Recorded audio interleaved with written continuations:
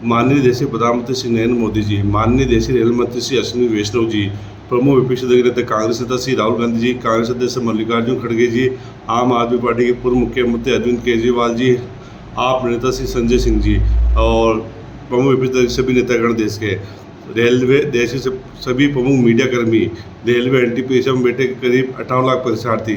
सबसे पहले मैं अपने बारे में बता देता हूँ। मेरा नाम जगदीश बायती है और मैं भिलवाड़ा राजस्थान से हूँ और रेलवे एनटीपीसी परीक्षा 2019 में का एक परीक्षार्थी, एक उम्मीदवार था।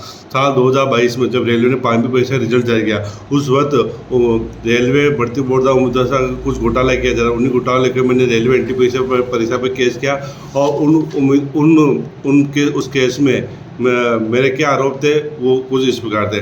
मैंने कैट बेंच जयपुर में केस किया था जिसका केस नंबर था OA558/2023। इस केस में मेरे रेलवे पे भर्ती बोर्ड पर कुछ प्रमुख आरोप इस प्रकार थे। रेलवे भर्ती बोर्ड ने अपने परीक्षा बाद में नोटिफिकेशन का उल्लंघन किया। रेलवे भर्ती बोर्ड ने EWS एक्ट 2019 का उल्लंघन किया। संविधान के अनुच्छेद 14 समानता का अधिकार, अनुच्छेद 16 रोजगार में अवसर समानता का अधिकार का उल्लंघन किया। परीक्षा बाद नियमों में बदलाव नहीं होते, ये सर्वोच्च न्यायालय उच्च न्यायालय के जजमेंट का उल्लंघन है। माननीय प्रधानमंत्री प्रमुख न खाऊंगा न खाने दूंगा का उल्लंघन किया। उम्मीदवार को अनुचित रूप से चयन करने तो कम उम्मीदवारों में फर्जी कटऑफ बनाया गया रेलवे भर्ती बोर्ड का, यही भी आरोप हमने लगाया। इसके बाद रेलवे भर्ती बोर्ड ने अपने बचाव के लिए क्या कहा। रेलवे भर्ती बोर्ड ने कहा कि मेरे परीक्षा में 44.18 अंक आए, जबकि कट ऑफ लेवल 2 में अजमेर जोन में 64% और लेवल 6 में 75% गया है, जो कम है। और मैंने दूसरी बार केस किया तो ये दोनों के जो आरोप रेलवे भर्ती बोर्ड में मैंने कहा कि भाई रेलवे भर्ती बोर्ड के नोटिफिकेशन नियम के अनुसार 5 होने के लिए न्यूनतम 40 अंक की चाहिए, जबकि इनका कट ऑफ भी फर्जी है। ये फर्जी कट ऑफ बताया तो ये हाई कट ऑफ बढ़ेगा तो वो ओरिजिनल कट ऑफ तो ही नहीं है। और जब नोटिफिकेशन क्या है भाई 40 अंक की चाहिए तो मैं 40 अंक लेके आ गया। तो ये आरोप, ये जो बचाव तरीका रेलवे भर्ती वो मेंटेबल नहीं है, वो टिकने योग्य नहीं है। दूसरी बार केस किया गया इस भर्ती बोर्ड में। इस पर भी मैंने अपनी सफाई दी कि इस भर्ती बोर्ड में मैंने 2 बार केस किया था। पहली बार जब मैंने केस किया था तो जो वकील था वो थोड़ा बदमाश निकल गया था, उसने बिना परमिशन मुझे जान के दे केस विड्रॉ कर लिया। इसका मैंने बार काउंसिल में भी कंप्लेंट की। जब बार काउंसिल में कंप्लेंट उसमें उस वकील को बुलाया गया, तब उस वकील ने कहा कि मेरे साहब इनके पक्ष में ही बोल रहा था, पर ये जज साहब ने ही मुझसे आग्रह किया कि इस केस में कोई मेरिट नहीं बन पाएगा, इसलिए आप केस विड्रॉ कर लीजिए। जज साहब के आग्रह करने पे ये केस विड्रॉ किया गया था और इसको बार काउंसिल ने सत्य पाया। मैंने कहा भी जज साहब ऐसा आग्रह नहीं कर सकते हैं, परंतु बार काउंसिल ने मुझे टोकते हुए कहा कि भी जज साहब को कुछ ऐसा लगा होगा, इसलिए उन्होंने वकील से केस विड्रॉ करने के लिए आग्रह किया। इसमें वकील साहब की कोई गलती नहीं है।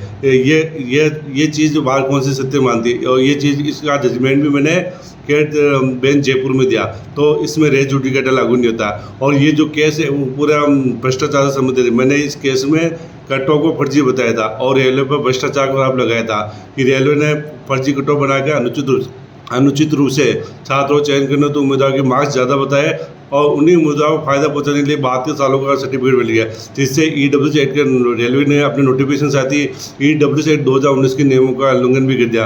रेलवे सीधे आरक्षण के नियमों के खिलाफ चला गया, ताकि रेलवे को ऐसा कोई अधिकार नहीं था। ये सब हमने इस केस में आरोप लगाए, परंतु शुरुआत से अंत तक जब तक ये केस मैं खुद लड़ा हूँ और शुरुआत से अंत तक मैंने ये देखा कि केंद्रीय प्रशासन न्यायालय का जज जो है उसका झुकाव ज़्यादातर रेलवे भर्ती बोर्ड के पक्ष में ही रहा है। वो रेलवे भर्ती बोर्ड के इशारों पर ही काम करता रहा।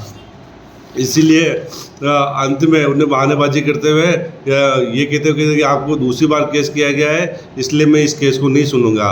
परंतु मैंने जज साहब को फिर कहा कि जज साहब आपने ये शुरुआत से ही क्लियर था, हमने अपने OA में भी क्लियर किया कि मैं दूसरी बार केस कर रहा हूँ और रेलवे भर्ती बोर्ड वालों ने शुरुआत में ही कहा था कि दूसरी बार केस करना है, तभी आपको केस खारिज कर देनी चाहिए। आपने नोटिस जारी किए, आरोप प्रत्यारोप हुए। अब जब रेलवे भर्ती बोर्ड केस आगे बढ़ा और पूरा भ्रष्टाचार में तब्दील हो गया, रेलवे भर्ती बोर्ड ये अब क्लियर हो गई रेलवे भर्ती बोर्ड ने कट ऑफ भी फर्जी बनाया और इनके लिए मैं CBI जांच की मांग करने जा रहा हूँ। अब इस स्टेज पर आके आप ये कह रहे हो कि हम दूसरी बार केस नहीं सुनेंगे, इसी स्टेज पर हम केस खारिज करने जा रहे हैं, तो ये गलत होगा। आपको इनको CBI जांच करनी चाहिए। ये देश के 18 लाख छात्रों के साथ अन्याय कर रही है। हाई कोर्ट को बता के रेलवे भर्ती बोर्ड अनुचित दूसरे छात्रों चेंज करा, ये आपको नहीं दिया। देश के 18 लाख छात्रों का भविष्य आपको नहीं दिख रहा है। आपको सिर्फ ये दिख रहा है कि मैं दूसरी बार केस कर लिया हूँ। तो दूसरी बार केस करने से क्या हुआ? भ्रष्टाचारी तो भ्रष्टाचारी ही रहेगा, अपराधी अपराधी ही रहेगा। क्या अपराधियों के सब आरोप माफ हो जाएंगे?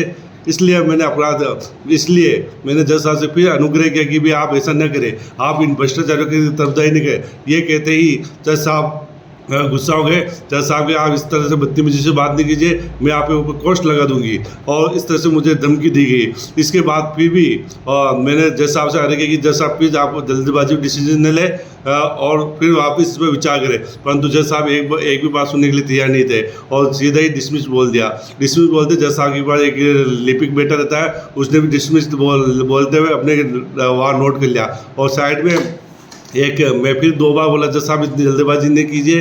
तब से साइड में एक उम्मीदवार जज साहब पहले ही एक शख्स को बिठा रखते कि वो कोई ज़्यादा बहसबाजी करे तो उसे बाहर निकाल दिया जाए, और उस उम्मीदवार ने मुझे आवाज़ लगी कि भाई आपकी सुनवाई पूरी हो गई है, अब बाहर चली जाइए। और अगली सुनवाई के लिए लिपिक ने आवाज़ लगा दी कि आइटम नंबर 16 और अगली पार्टी को बुला लेगा। इसलिए फिर मैंने देखा कि अभी रुकने से कोई फायदा नहीं है।